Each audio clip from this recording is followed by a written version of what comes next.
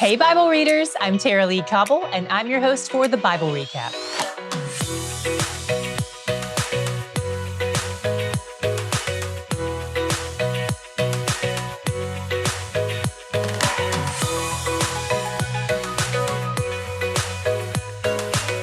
Yesterday, the exiles who returned from Babylon started rebuilding the temple in Jerusalem, and today that comes to a screeching halt. It starts out subtle. First, a few of Israel's enemies try to throw a wrench into the plan to rebuild. The Israelites have been gone for decades. Then all of a sudden they show back up to rebuild the ruins in the land these people have lived in for maybe all of their lives. This doesn't set well with their enemies who live there, of course, so the enemies hatch a plan to put a stop to it. They're like, "Oh, you're rebuilding the temple to Yahweh? What a coincidence. It just so happens that we've been worshiping him too, so you should totally let us help." But Zerubbabel and Jeshua send them packing. They say Cyrus has commanded that only the Israelites who return from exile should rebuild it.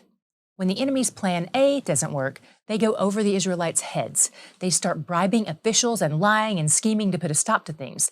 And it seems to work. The construction project is officially put on hold for something like 15 years. Maybe some of you feel this way about your road system.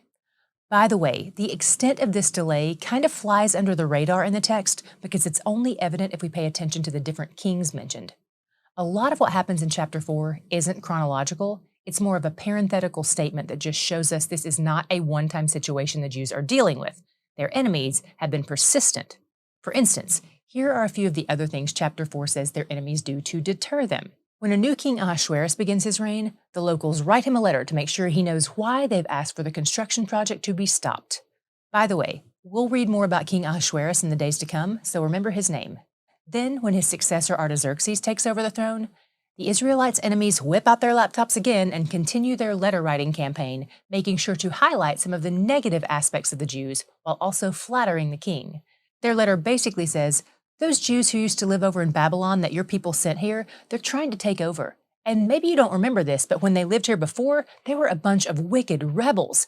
So we think you should shut down their construction project, because if they finish it, they will definitely not honor you. And look, we don't want to be gossips. I mean, we didn't really even want to say anything to begin with, but we just hate to see you disrespected like that. That's our primary concern." You don't have to take our word for it, though. If you do a Google search for Israelites, rebels is what will come up at the top. We promise. Okay, thanks. Bye. Right away, King Artaxerxes hops on the Googler, and sure enough, the Jews are rebels.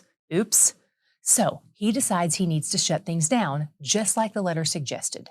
When Israel's enemies get the king's mandate in response, they rush right over to Jerusalem, and as 423 says, by force and power made them cease. I feel so defeated, but chapter 5 has better news for us. First, some prophets show up among the Jews and speak words of encouragement to them when their enemies start discouraging them. The prophets' names are Haggai and Zechariah. We'll read some of their words over the next few days when we drop in on their books.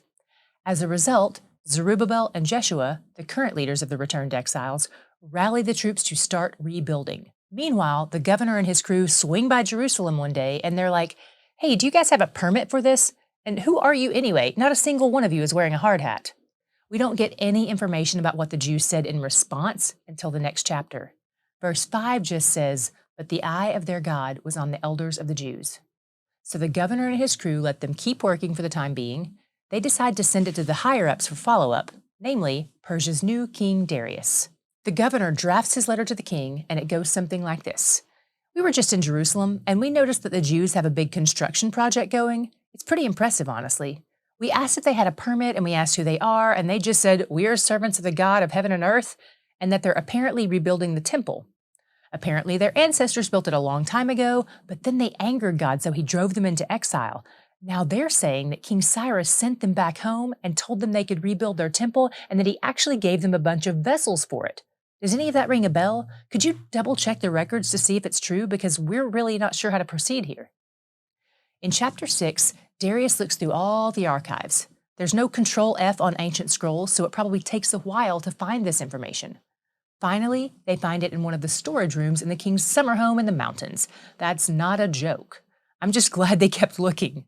And when they find it, it reveals that not only had Cyrus given them the permit to rebuild the temple, but he also gave them permission to build it 6 times larger than before, then followed that by saying, "Let the cost be paid from the royal treasury." What?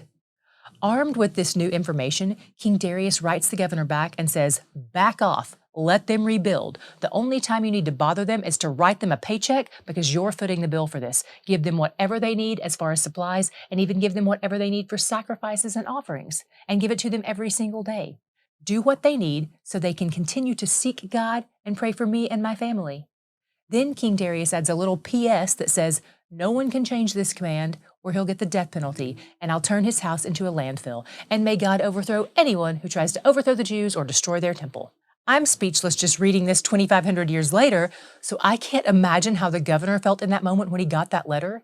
Can you imagine if people wrote laws like this today? This is one of the greatest clapbacks of all time, and it's a legal document. The governor did what he was commanded, and the Jews prospered in the land. The prophets Haggai and Zechariah continued to prophesy to the people, and the construction crew kept working until they finished the house of God and dedicated it to him with offerings and praise. Then they celebrated the Passover, 70 years after their exile, just like God promised. And what's more, this Passover wasn't just for the Jews. It was for anyone who had turned to worship Yahweh, Gentiles included. They were welcomed into the family of Israelites. This is huge. And I love what verse 22 says. The Lord had made them joyful and had turned the heart of the king of Assyria to them, so that he aided them in the work of the house of God, the God of Israel.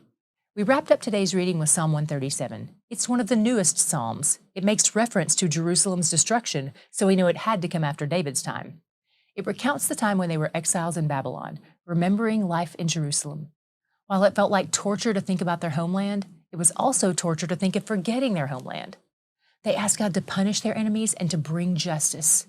It ends with a pretty shocking expression of their anger and grief. And once again, the Psalms remind us that God can handle even our worst emotions. We can talk to him about even the feelings we know aren't true or right, because he's the one who can set our hearts on straight. What was your God shot today? I cannot stop thinking about that letter from King Darius to the governor. I also can't stop thinking about all the steps it took to get to that letter. If the enemy hadn't tried to stop the Jews from rebuilding, the Jews would have rebuilt, but they would have had to pay their own bills. Instead, God worked it out so that the enemy's efforts to thwart his plans actually resulted in a better outcome for his people. God's enemies deceive, frustrate, and accuse. They wield fear as a weapon, and if they can't stop you outright, they'll try to discourage you into quitting. But God, he says, I'll take their lies and their scheming and their manipulation, and I'll use them as tools to expose the truth, bless my people, and advance my kingdom. No one can pull off that kind of redemption story like Yahweh.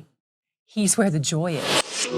If you have questions as you read, we have a whole group of people who are ready and willing to discuss those questions with you. It's our official Recaptain discussion group, and it's the brightest little corner of Facebook. I love to go on and read some of the threads because our Recaptain family is so encouraging and so supportive of each other, and they're smart too.